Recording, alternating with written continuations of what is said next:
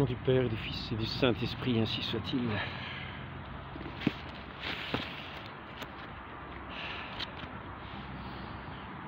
Donc, c'est un petit précis ici, saint Thomas d'Aquin, les raisons de la foi, l'article de la foi, le sacrement de l'Église.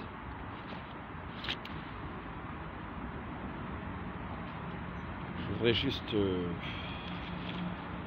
montrer certains aspects de la foi.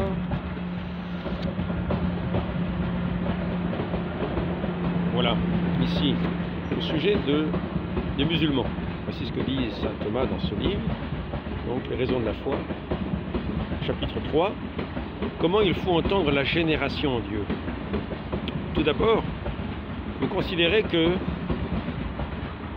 lorsqu'il se moque, parce que nous affirmons que le Christ est le Fils de Dieu, comme si Dieu avait une épouse, cette moquerie est elle-même ridicule, puisqu'ils sont charnels.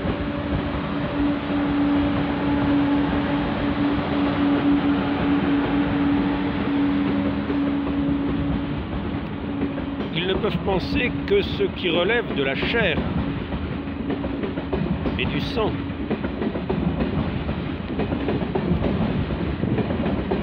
Toute personne sensée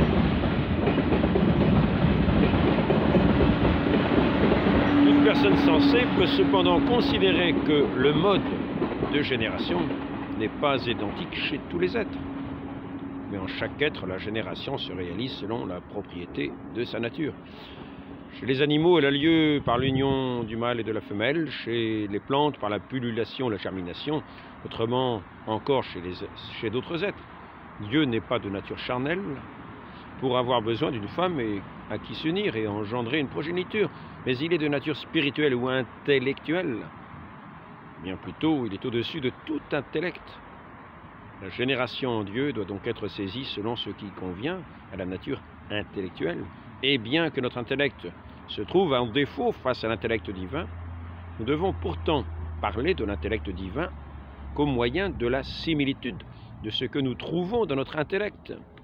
Notre intellect se trouve parfois en puissance de connaître. Donc, nous voyons ici que souvent, des personnes ont des idées fausses sur bien des sujets. Des idées fausses. Par exemple, je croyais venir, je me disais peut-être le dimanche à cette heure-là, il y aura peut-être moins de trains à passer. Vous voyez, c'était une idée fausse. Je me suis trompé. Je m'attendais à ce qu'il y en ait quand même quelques-uns. Néanmoins,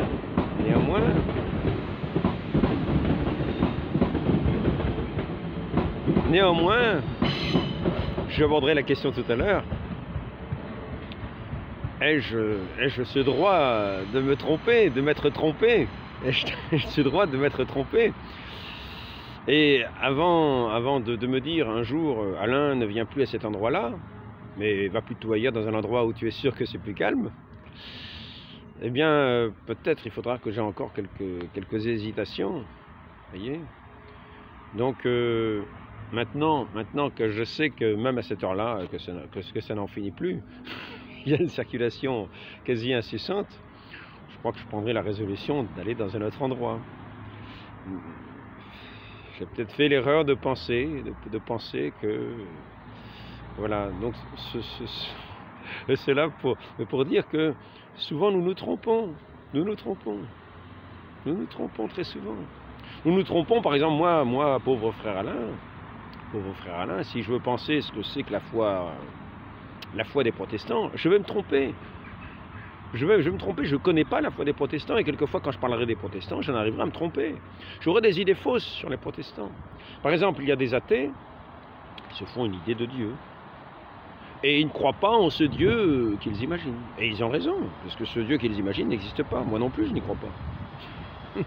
Mais par contre, je crois en Dieu, parce que j'ai une certaine connaissance de Dieu, qui est ce que Dieu nous a révélé de lui-même. En particulier lorsqu'il est venu se révéler dans la personne du Fils. qui est l'image parfaite du Père, puisque quand nous voyons le Fils, il disait à Philippe, qui me voit, voit le Père. Donc là, il ne s'agissait plus de se tromper, il s'agissait quasiment qu'il considérait en voyant le Christ l'image parfaite du Père. Il voyait Dieu, le Père, en voyant le Fils. Le Père et le Fils ne sont qu'un seul Dieu. Il y avait la nature humaine de Christ, mais cette nature humaine, il est révélé. Le Père, il est la connaissance du Père. Il nous faisait entrer dans cette connaissance du Père. C'est le Père qui envoie le Fils au monde pour le faire connaître, lui, et entrer ainsi dans la vie éternelle. La vie éternelle, c'est de connaître, c'est de vous connaître, vous, Père, et celui que vous avez envoyé, le Christ, c'est-à-dire notre Seigneur Jésus-Christ. Bon, alors maintenant, nous voyons que lorsque nous pensons certains sujets, nous sommes pleins d'erreurs. Nous sommes souvent pleins d'erreurs. C'est pour cela que nous avons, pour ne pas être pleins d'erreurs sur Dieu, entrer dans la connaissance de notre Dieu, il nous faut entendre la parole de cette institution. Le Christ est venu instituer comme le magistère de son Église. L'Église qu'il a instituée, il a aussi institué un magistère pour enseigner. Et c'est ce magistère que nous devons écouter si nous voulons écouter le Christ. Et si nous ne voulons ne pas rejeter le Père en rejetant ce magistère. Le Christ a institué.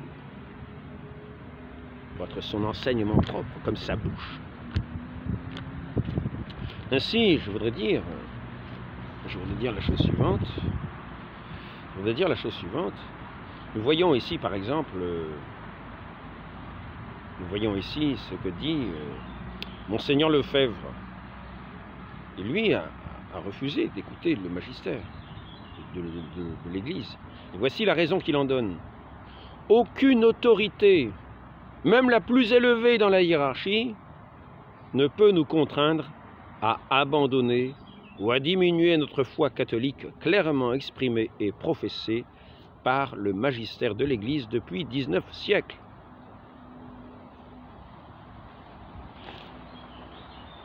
Ça semble juste. La raison semblerait juste. La raison semblerait juste.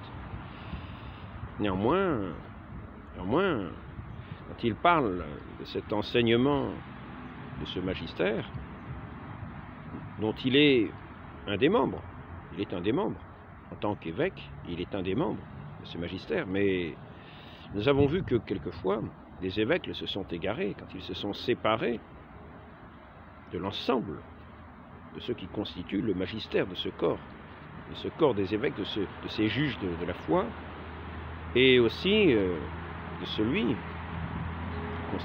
qui est établi pour être l'unité, le roc de l'Église. Comme dit saint Augustin, là où est le pape, là est l'Église. Et ainsi, nous voyons maintenant un autre élément qui nous est donné, et qui est une méconnaissance de ce fait.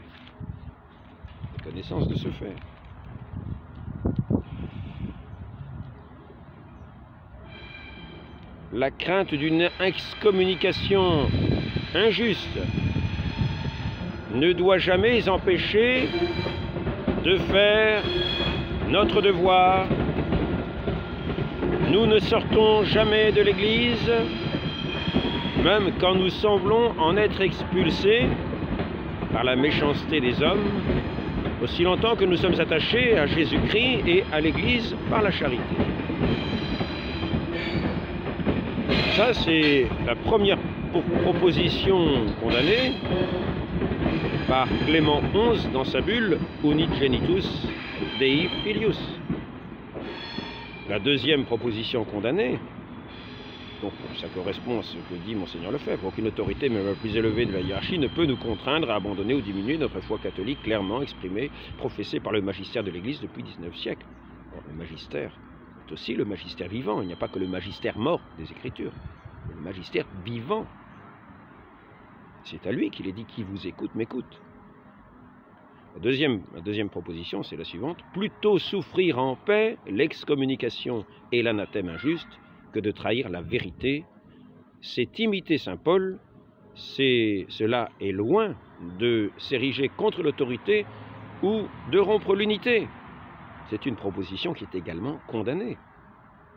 Voyons qu'apparemment, Monseigneur Lefebvre a oublié ces propositions.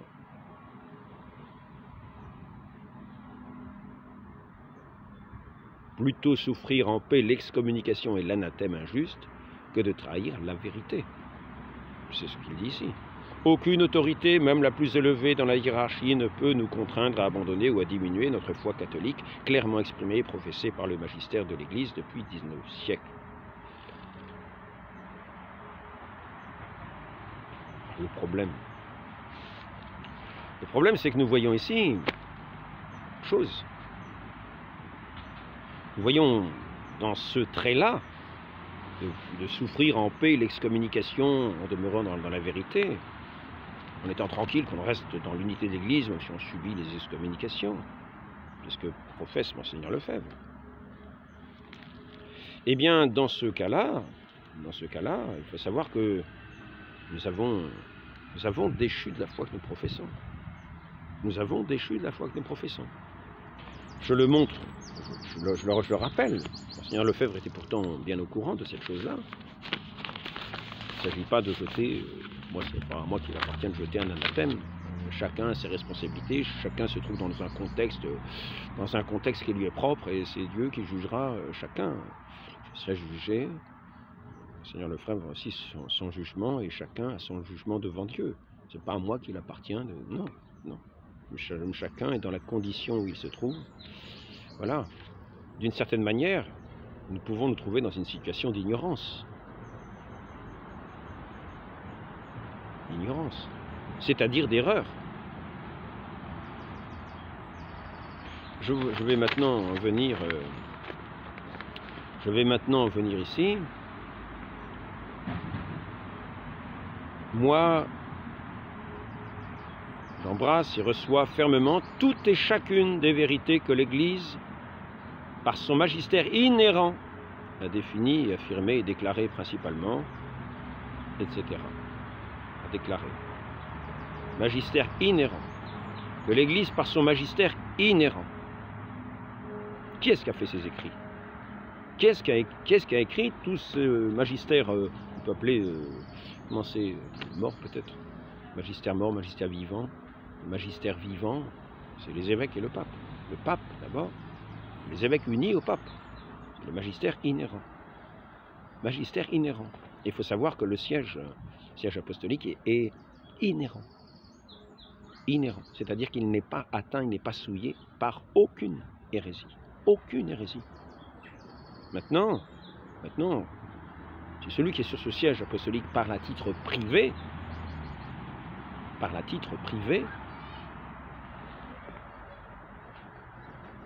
c'est-à-dire que non pas en tant qu'il établit un acte de magistère ou quelque chose de ce genre. Il faut savoir qu'en titre privé, c'est reconnu. Il peut très bien faire des erreurs. Ce qui est prévenu de toute erreur, c'est le magistère de l'Église. Et le Saint-Siège aussi, quand il établit ce magistère, quand il parle, quand il est au nom de ce magistère. Quand il est lui-même ce magistère. Mais il n'est pas toujours ce magistère. Il va quelquefois parler de la pluie du beau temps, il va quelquefois donner des avis ici ou là. Même sur des questions de foi, ce sera à titre privé. Ce ne sera pas nécessairement le magistère. Ce ne sera pas des documents du magistère. Ce ne sera pas ce qu'on appelle ici son magistère inhérent a défini, affirmé et déclaré. Il faut bien faire la distinction. Dans son magistère de l'Église est infaillible, comme nous l'avons vu dans le petit précis de théologie dogmatique de Bachmann. c'est une infaillibilité négative, en ce sens que dans les documents écrits, il n'y aura aucune formule qui mettra des erreurs. Elles seront préservées d'erreurs. En ce sens-là, on dit infaillibilité négative. Elles sont préservées d'erreurs. Et ainsi, nous sommes sûrs, l'Église est sûre, et les fidèles sont sûrs que l'Église enseigne la vérité, que l'Église enseigne la foi révélée, sans erreur, sans erreur.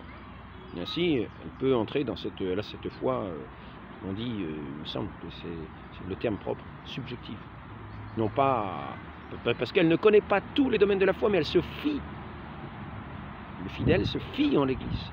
Comme saint Bernard disait, j'avance telle opinion, mais si l'Église venait un jour à dire le contraire, je me rallie à l'opinion de l'Église. Parce qu'il avait cette foi de l'Église aussi. Il n'était pas un juge de la foi, c'était un docteur spirituel. Il est établi comme docteur de l'Église. Et pratiquement, on dit que c'est un des derniers pères de l'Église. Il a été déclaré tel par ceux qui sont justement, par le pape, par ce magistère de l'Église. Il a été déclaré docteur de l'Église. Il est considéré comme une éminence dans cet enseignement de l'Église, un docteur c'est un docteur aussi dans ce sens qui soigne pour le soin des âmes.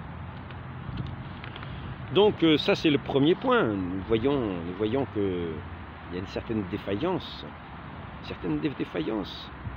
Ça, quelquefois on peut avoir une fausse idée. Moi je ne prétends pas avoir la science qu'avait Monseigneur Lefebvre. Néanmoins, il faut éviter des confusions. Dans son magistère, l'Église est inhérente. C'est ce qui est dit dans ce... C'est ce qui est dit dans ce... Comment ça s'appelle? Dans ce serment antimoderniste que Monseigneur Lefebvre avait signé. Donc, j'embrasse et reçois fermement toutes et chacune des vérités que l'Église, par son magistère inhérent, a définies, affirmées, déclarées. Donc, pensons bien que de ce magistère inhérent est aussi le Concile du Vatican II.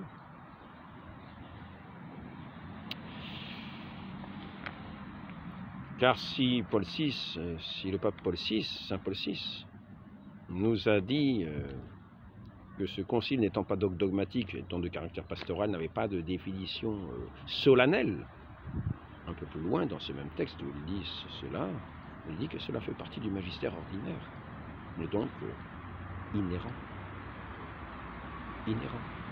Et c'est la foi de Monseigneur Lefebvre, quand il signe ce document, le serment antimoderniste. J'embrasse et reçois fermement toutes et chacune des vérités que l'Église, par son magistère inhérent, a définies, affirmées et déclarées. L'ensemble des évêques a signé. C'est le magistère inhérent, même ordinaire.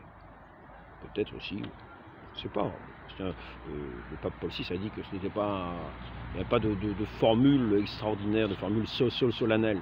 Très très bien, il le dit, ben, croyons-le. Maintenant, pour continuer, on pourra revenir sur cette phrase qui donc est à condamner, et qui est condamnée, comme nous l'avons vu par... Est-ce que j'ai vu ça? Nous l'avons vu à l'instant. Clément XI, la bulle Unit Genitus. Plutôt souffrir en paix l'excommunication et l'anathème injuste que de traiter la vérité, que de trahir la vérité. C'est imiter saint Paul. Cela est loin de s'ériger contre l'autorité ou de rompre l'unité. Plutôt souffrir en paix l'excommunication et l'anathème injuste. C'est une proposition qui est condamnée. Parce que justement, dans ce serment antimoderniste, on dit bien, je soutiens avec la plus grande fermeté, soutiendrai jusqu'à mon dernier soupir la foi des pères sur le critère certain de la vérité qui est, a été et sera toujours dans l'épiscopat transmis par la succession des apôtres. Ce Concile Vatican II entre bien dans ce cas de cette vérité qui est, a été et sera toujours dans l'épiscopat transmis par la succession des apôtres. de telle sorte que la vérité absolue, immuable, prêchée, dès les origines par les apôtres, ne soit jamais ni crue ni entendue d'une autre façon, dans un autre sens. Donc c'est un principe qui sous-tend, qui est entendu, un principe qui est entendu, parce que nous vous disons, je crois, l'Église, une sainte, catholique, apostolique, notre profession de foi dans l'Église, le sous-tend ce qui est dit dans ce serment antimoderniste, à savoir que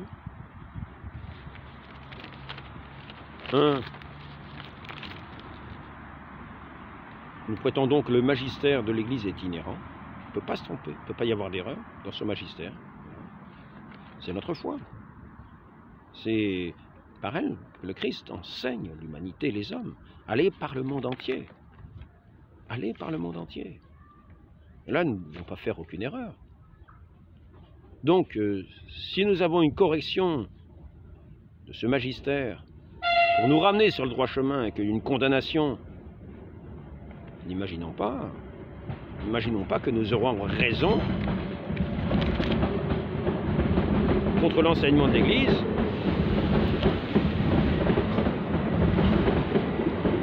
contre l'autorité de l'Église, contre l'enseignement de l'Église. La crainte d'une excommunication injuste ne doit jamais,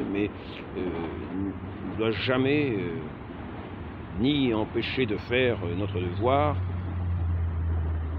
Nous ne sortons jamais de l'Église, même quand nous semblons en être expulsés par la méchanceté des hommes, aussi longtemps que nous sommes attachés à Jésus-Christ, à l'Église par la charité. Sous-entendons que nous sommes établis dans cette charité. On parle de la méchanceté des autres, parce que toujours on accuse les autres de méchanceté, mais soi-même on se dit charitable. C'est un peu simple. Souvent nous ne voyons pas le mal que nous faisons aux autres, mais nous croyons être charitables, et s'ils réagissent, nous allons nous dire, ah ben tiens, on est excommunié, tiens, on est banni, tiens, on ne nous regarde plus, tiens. Oui. On croit qu'on est charitable, qu'on ne fait que du bien aux autres, et on se dit, tiens, comment se fait-il que nous ne soyons plus en union avec eux, qu'ils nous regardent de travers? Ben oui, quelquefois ils nous regardent de travers, ça peut arriver, ça peut en arriver là, dans la charité, c'est-à-dire dans la grâce de Dieu. Sainte Jeanne d'Arc disait, si je n'y suis pas, que Dieu m'y mette, et si j'y suis, qu'il m'y garde, devant les juges. Car nul ne peut dire avec certitude qu'il est dans cette grâce. Nous aurons tous notre jugement.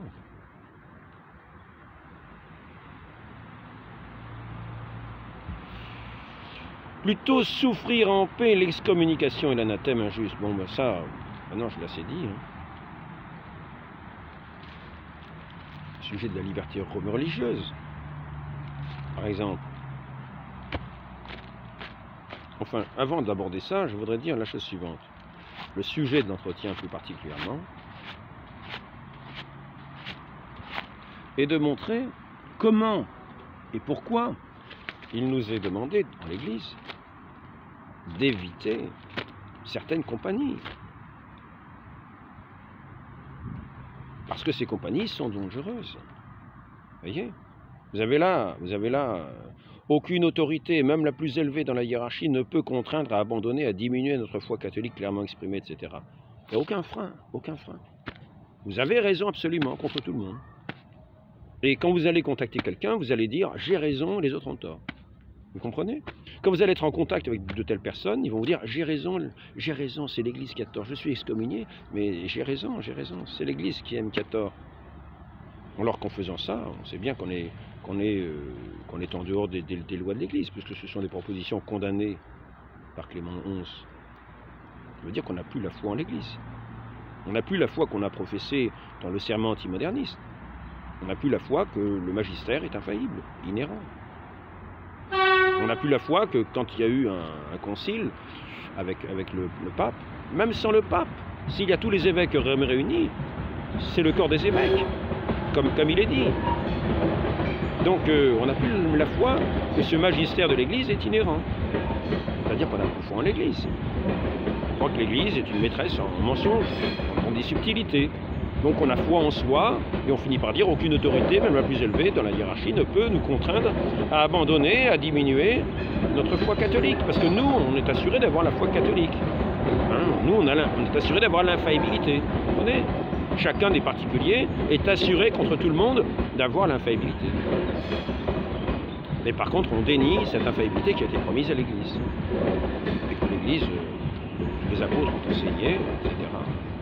Le Christ a enseigné. Qui vous écoute, m'écoute. Moi qui suis la vérité.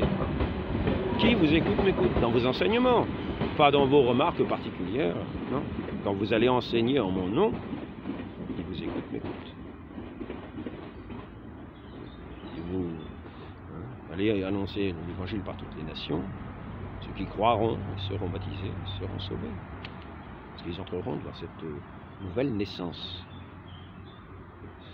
Seront régénérés par leur renonciation, leur conversion, leur renonciation à toute leur fausseté et la connaissance du vrai Dieu. Donc maintenant, nous voyons que les musulmans avaient des idées fausses. Parce que souvent nous avons des idées fausses. Déjà là, nous voyons qu'il y a une idée fausse. Nous voyons qu'il y a une idée fausse parce qu'on a déjà perdu la foi en l'Église. On croit que l'Église peut se tromper.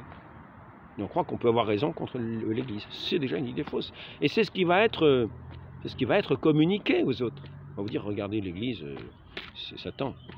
L'Église, c'est Babylone la grande, c'est la grande prostituée. C'est la grande prostituée. C'est moi qui suis l'Église. C'est nous qui sommes l'Église maintenant. Nous qui nous sommes séparés de l'Église, c'est nous la vraie Église. C'est moi qui suis assuré de l'infaillibilité, c'est moi qui suis... Nous sommes dans la charité, nous sommes dans... Là-bas, c'est...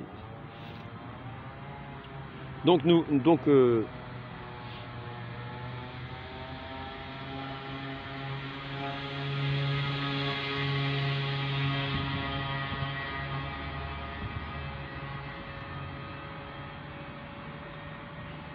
ce moment, j'ai un petit peu de fatigue.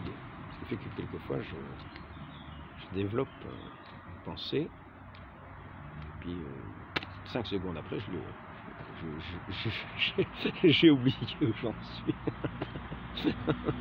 C'est une légère fatigue en ce moment. C'est peut-être l'âge aussi, il va peut-être falloir que j'arrête. Donc, où en étais-je? Oui, c'est ce regard biaisé. En somme, ce regard biaisé.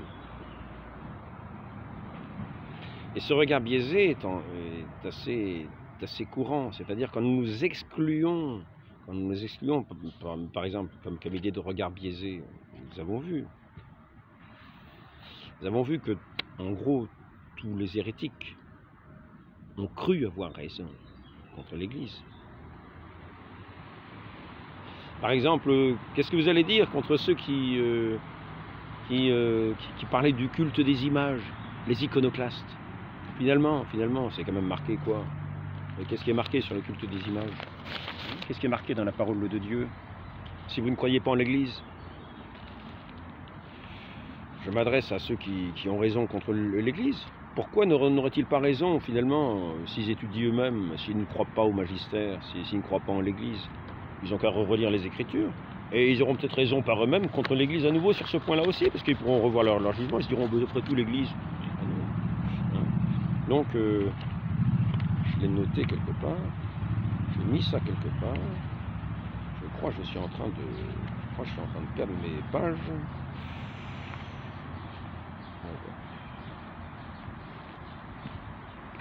Ici, le saint nom de Dieu, culte des images, on va y arriver.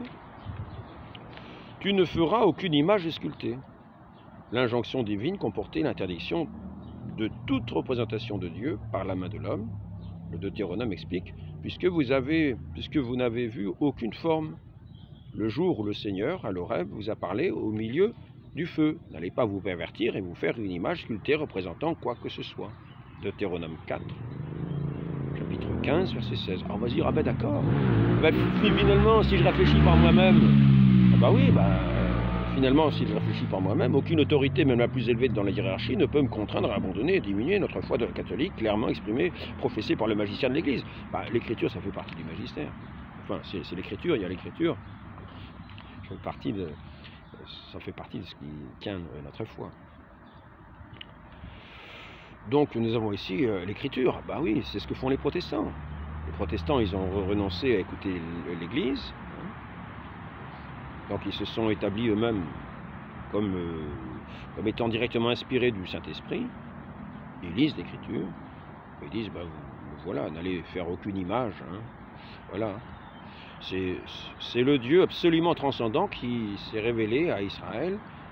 Il est toute chose, mais en même temps, il est au-dessus de toutes les œuvres. Il en est la source, en même temps, la beauté créée. Voilà, on pourrait s'arrêter là et dire, bah, voilà, et finalement les iconoclastes, ils avaient raison de vouloir démolir toutes les images, de vouloir se séparer de l'Église, de faire une secte à part, faire une secte à part et de dire, bah, c'est Babylone qui est à la place de l'Église. On peut en venir, en fait c'est le culte, c'est l'adoration, c'est le culte des idoles qui est interdit. Ici, le catéchisme 1992. Cependant, dès l'Ancien Testament, Dieu a ordonné ou permis l'institution d'images qui conduirait symboliquement au salut par le Verbe incarné. Ainsi le serpent d'airain, l'arche d'alliance et les chérubins. C'est en se fondant sur le mystère du Verbe incarné que le 7e Concile œcuménique de Nicée a justifié contre les iconoclastes le culte des idoles. A justifié contre les iconoclastes le culte des icônes. Excusez-moi, pas le culte des idoles. Justement, non. Ça, le culte des idoles, non. Non. Mais ce ne sont pas des idoles, ce sont des représentations. Ce ne sont pas des faux dieux qu'on adore. Non, ce sont simplement des représentations. En se fondant sur le mystère du Verbe incarné, parce que tout à l'heure, il était question pour le culte des images, par exemple. Et c'est pourquoi ceux qui s'arrêtaient juste, vous avez vu aucune forme le jour du Seigneur, donc etc. Hein. Le Deutéronome dit, vous avez parlé au milieu du feu, hein, n'allez pas vous pervertir et vous faire une image sculptée représentant quoi que ce soit. Donc il y en a certains qui s'arrêtent là. Maintenant l'Église nous enseigne, et c'est pourquoi au Concile de Nicée en 787, il est dit, se fondant sur le mystère du Verbe incarné, que le 7e Concile œcuménique à Nicée a justifié contre les iconoclastes le culte des icônes, celle du Christ, mais aussi celle de la Mère de Dieu, des anges, de tous les saints. S'incarnant, le Fils de Dieu a inauguré une nouvelle économie des images. Parce que là, il ne s'agit pas d'un Dieu absolument transcendant, il s'est incarné dans notre humanité. Il a pu dire à Philippe, qui me voit le Père. Le culte chrétien des images n'est pas contraire au premier commandement qui proscrit les idoles, en effet. L'honneur rendu à une image remonte au modèle originel. Et quiconque vénère une image, vénère en elle la personne qui y est dépeinte, non pas l'image elle-même. Il vénère en l'image la personne qui est dépeinte, c'est-à-dire notre Seigneur Jésus-Christ. On adore notre Seigneur Jésus-Christ. On regarde une image, mais on adore notre Seigneur Jésus-Christ, on n'adore pas une image. Alors, quiconque vénère une image, vénère en elle la personne qui y est dépeinte. L'honneur rendu aux saintes images est une vénération respectueuse, non une adoration qui ne convient qu'à Dieu seul. Le culte de la religion ne s'adresse pas aux images en elles-mêmes comme des réalités, mais ça s'ouvre. Alors ici c'est un des endroits les plus mauvais en fait, je suis en train de remarquer, parce que non seulement c'est à côté de la gare, c'est pratiquement la gare, mais en plus c'est sur un endroit un petit peu élevé, ce qui fait que tout le vent il souffle, quoi. Vous avez... On se croirait à la mer, sur une plage. Le culte de la religion ne s'adresse pas aux images, le culte de la religion ne s'adresse pas aux images en elles-mêmes, comme des réalités, mais les regarde sous leur aspect propre d'image, qui nous conduisent à Dieu incarné.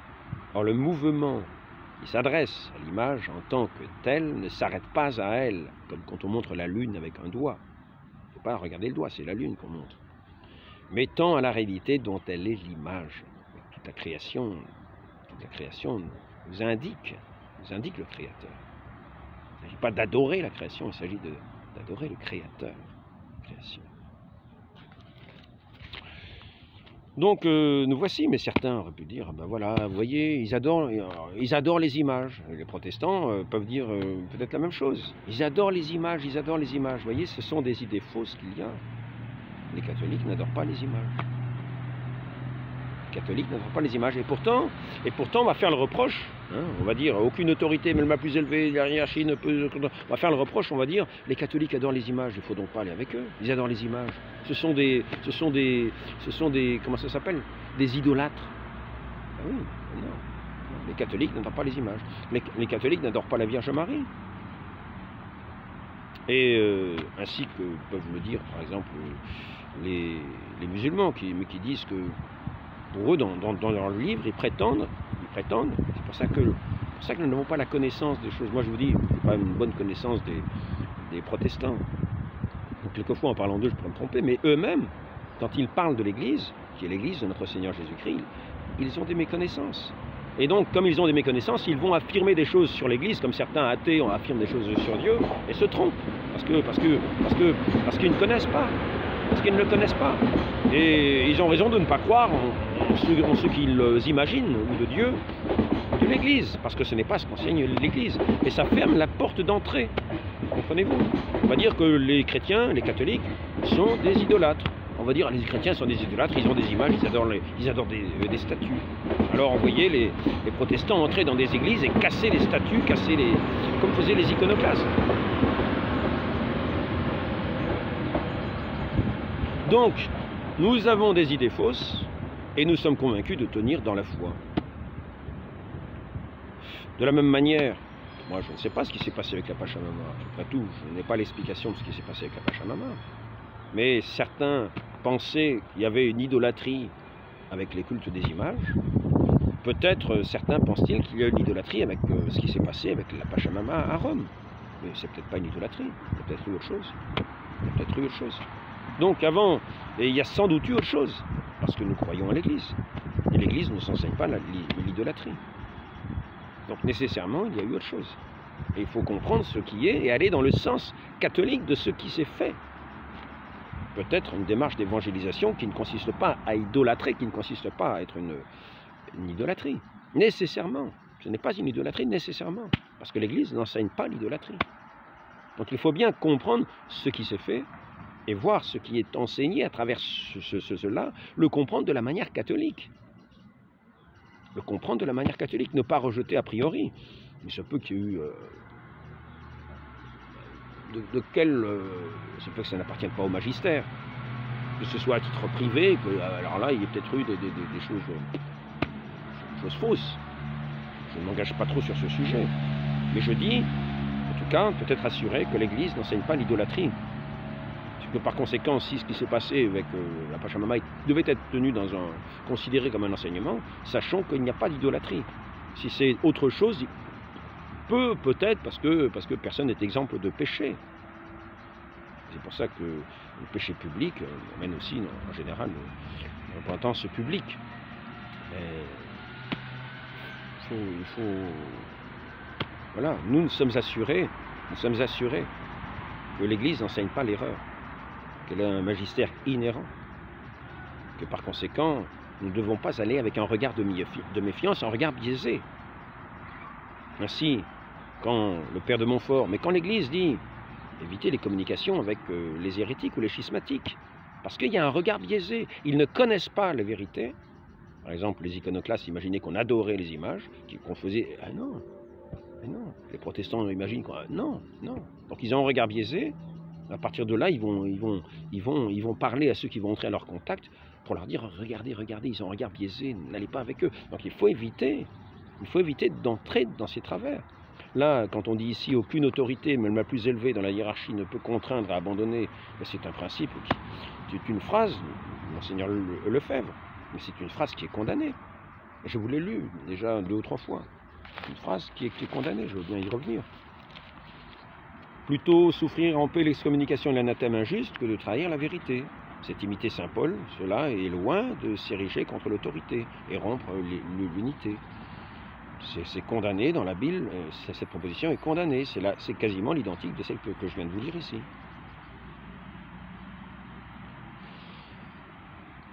Bull unigenitus Dei filius.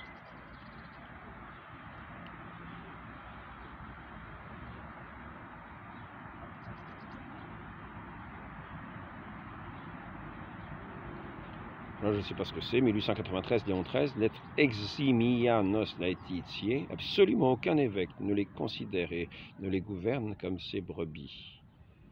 Ils doivent conclure de là avec certitude et évidence qu'ils sont transfuges. Aucun évêque n'approuve leur position. Donc quand on sait, nous avons vu qu'il y a eu des évêques, Arius était bien évêque. Il s'est séparé, il a été condamné par ce concile, il s'est séparé. Il n'a pas cru, il n'a pas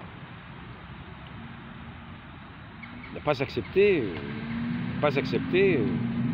cette décision de l'ensemble des évêques. Lui-même était évêque. Donc, comment dire, lorsqu'il est dit qu'il y a le magistère inhérent, que nous voyons que les évêques ont adhéré à ce concile Vatican II, et qu'après ça, certains se sont mis à avoir un regard biaisé sur différentes positions, le considérer à leur façon, qui n'était pas la façon dont il fallait l'entendre de manière catholique. Sur la Sainte Messe, c'est la même chose. Sur la Sainte Messe, c'est la même chose. À partir du moment où elle est acceptée par l'Église, par l'ensemble des évêques, ce n'est plus la messe de un tel, le père Boulini, ou un tel ou un tel. C'est la messe de l'Église, c'est la messe catholique, le saint sacrifice, tel qu'il est professé dans ce catéchisme. Il est dit que c'est le saint sacrifice, en utilisant la définition même qui est dans le catéchisme de Trente, pour parler du saint sacrifice de la messe. C'est marqué, il n'y en a pas ailleurs.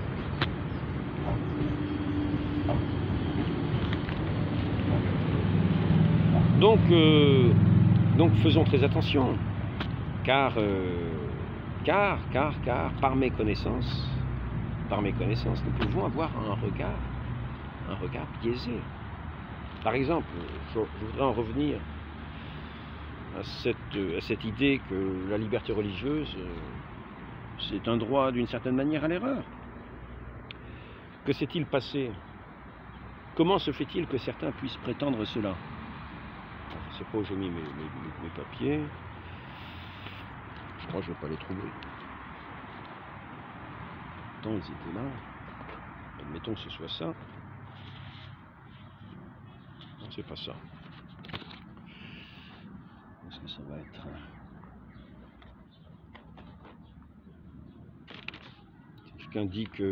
Si quelqu'un dit que le pontife romain n'a pas plein et suprême pouvoir de juridiction sur l'Église universelle, par exemple, il y en a qui parlaient de, comment ça s'appelle, la collégialité, perte du pouvoir du pape.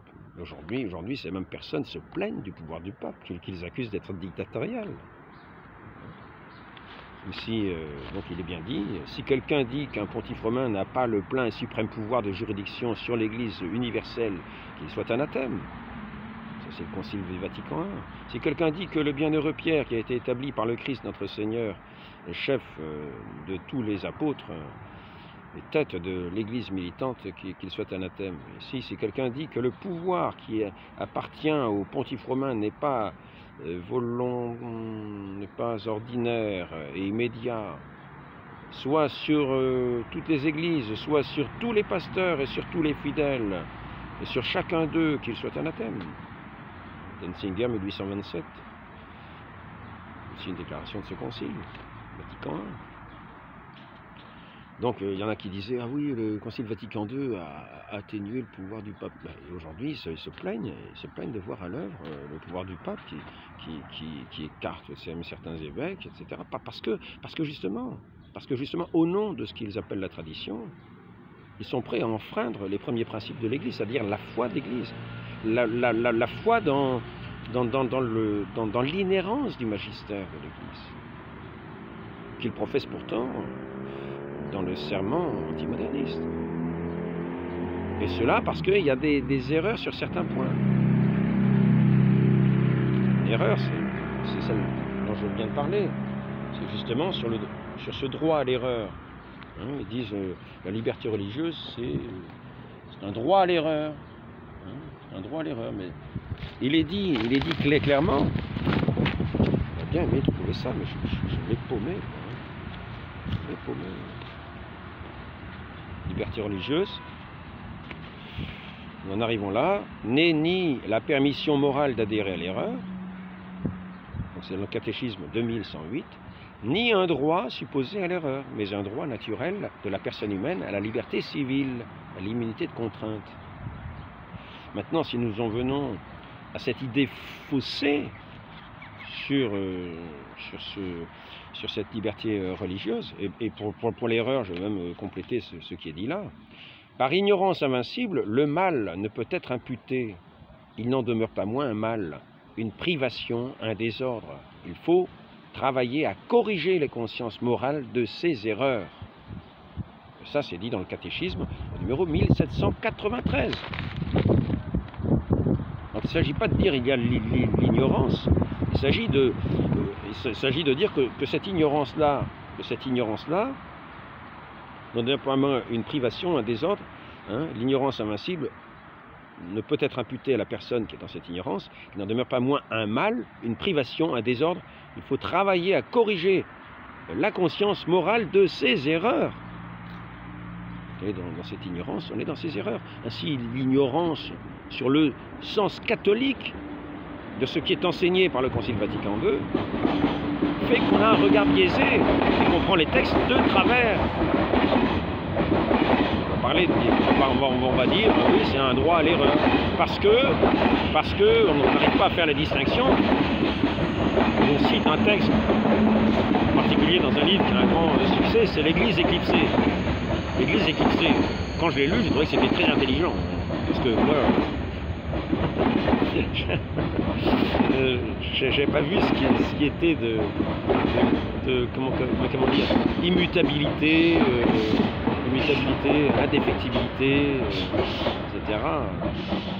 Pas assez ancré en moi-même, je me suis laissé séduire par ces regards biaisés. Alors, on pourrait dire l'iconoclaste, oui, de la même manière, il y en a qui se scandalisent, comme certains ont été scandalisés par le culte des images, hein, avec les iconoclastes.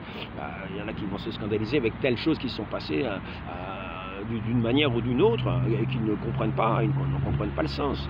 Et dès lors, ils ont un regard biaisé en disant, regardez, c'est Babylone, ce sont des idolâtres, parce qu'ils ont perdu la foi dans l'Église. Ils prétendent être catholiques, mais ils n'ont pas la foi de l'Église catholique, qui comprend l'inhérence du magistère.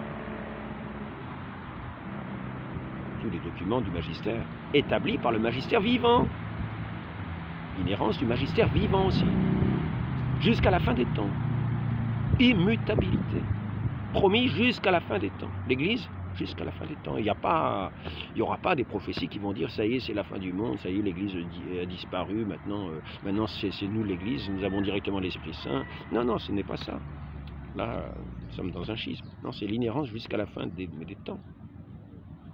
On ne dit pas qu'il y aura ensuite un grand nombre de personnes.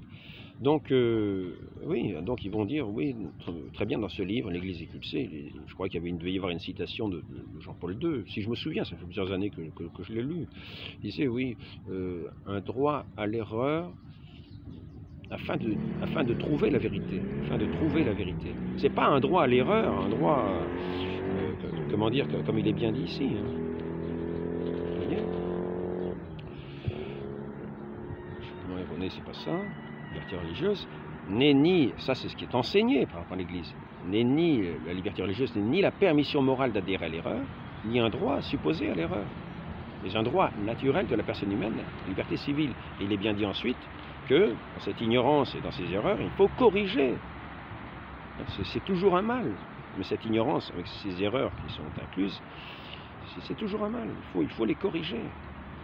Et la première erreur, c'est de penser que pas l'inhérence dans l'Église. Ça, c'est une perte de la foi. La foi professée tout simplement dans le credo et aussi dans on s'appelle le serment antimoderniste. Donc Jean-Paul II nous parle éventuellement mais c'est au cours d'un discours.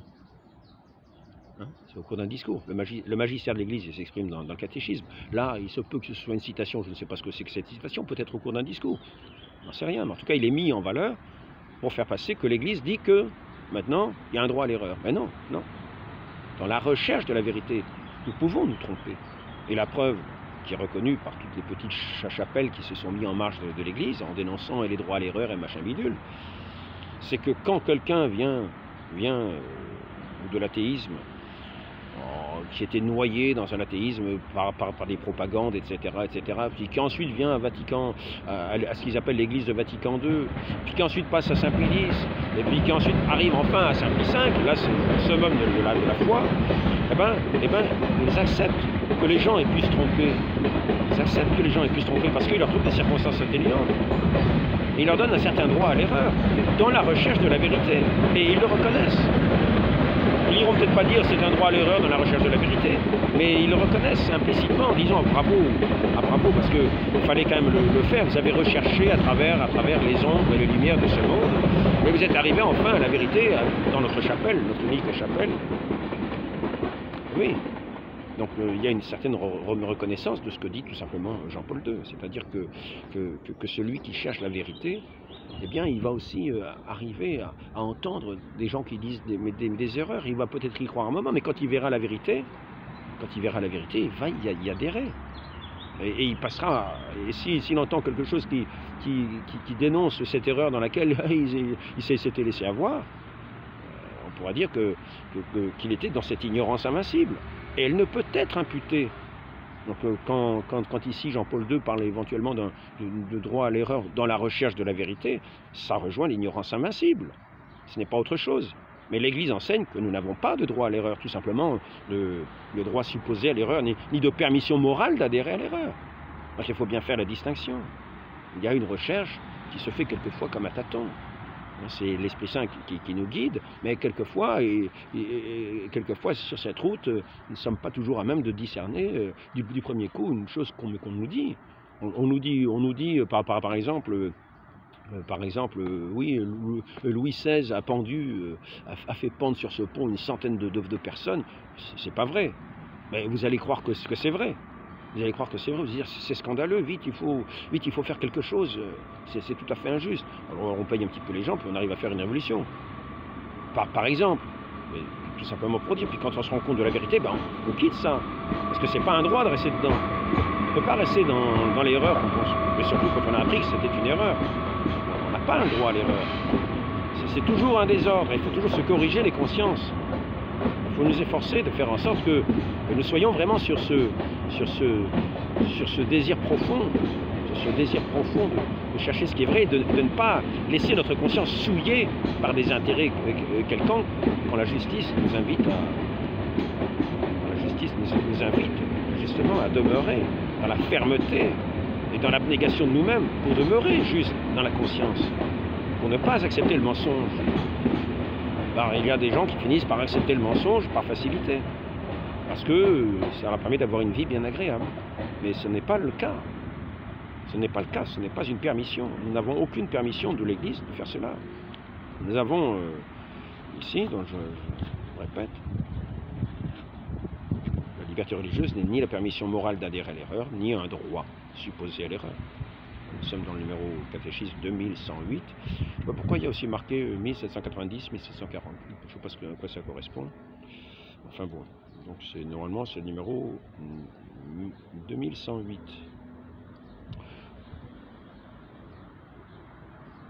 Voilà.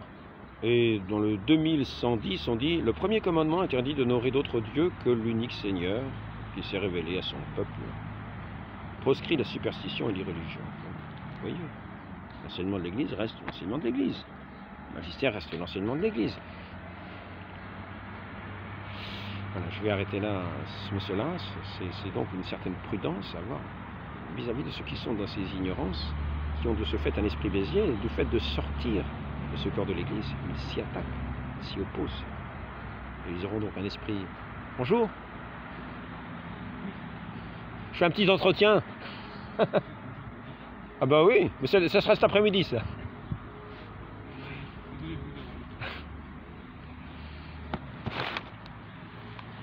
Donc, lorsque nous nous séparons de l'Église, en fait, nous avons ce regard qui devient hostile, et nous communiquons un regard hostile vis-à-vis de l'Église, pour la dénoncer dans toute chose que nous prétendons dans un regard qui est biaisé, que nous prétendons être ce que ce qui est vrai au sujet de l'Église, c'est-à-dire que c'est Babylone, que c'est ceci, que c'est cela, et nous allons tout détourner dans le sens mauvais. C'est pour cela que ceux qui se revendiquent de la tradition peuvent avoir cet esprit biaisé. Il ne faut pas oublier donc cette phrase: aucune autorité, même la plus élevée dans la hiérarchie, ne peut nous contraindre à abandonner, à diminuer notre foi catholique clairement exprimée, professée par le magistère. C'est condamné. C'est condamné, c'est ce que disait Monseigneur Lefebvre, et c'est condamné. Et c'est condamné. Je le répète, Grégoire XI, je ne vais peut-être pas le répéter, je ne sais pas où c'est passé. Voilà, donc pour terminer, je dirais simplement, je renouvellerai simplement cette profession de foi qui est dans le serment antimoderniste. Je soutiens avec la plus grande fermeté, je soutiendrai toujours, jusqu'à mon dernier soupir, par la grâce de Dieu, je vous le demande, par la grâce que je demande à la très sainte Vierge Marie de m'accorder auprès de son Fils. Je soutiendrai jusqu'à ma mort, jusqu'à mon dernier soupir, la foi des pères sur le critère certain de la vérité qui est, a été et sera toujours dans l'épiscopat transmis par la succession des apôtres. C'est ce même épiscopat qui était présent au Concile Vatican II. Ayons confiance en ce magistère inhérent à la Sainte Église de notre Seigneur Jésus-Christ. Demandons cette grâce, cette confiance, d'abandonner nos regards biaisés, nos regards détournés, nos regards accusateurs, et d'entrer dans ce regard de confiance et de foi, et ce regard des chrétiens, la parole, l'enseignement de notre Seigneur dans son Église. Demandons cette grâce de la Sainte Vierge Marie, ainsi soit-il au nom du Père, du Fils et du Saint-Esprit. Amen.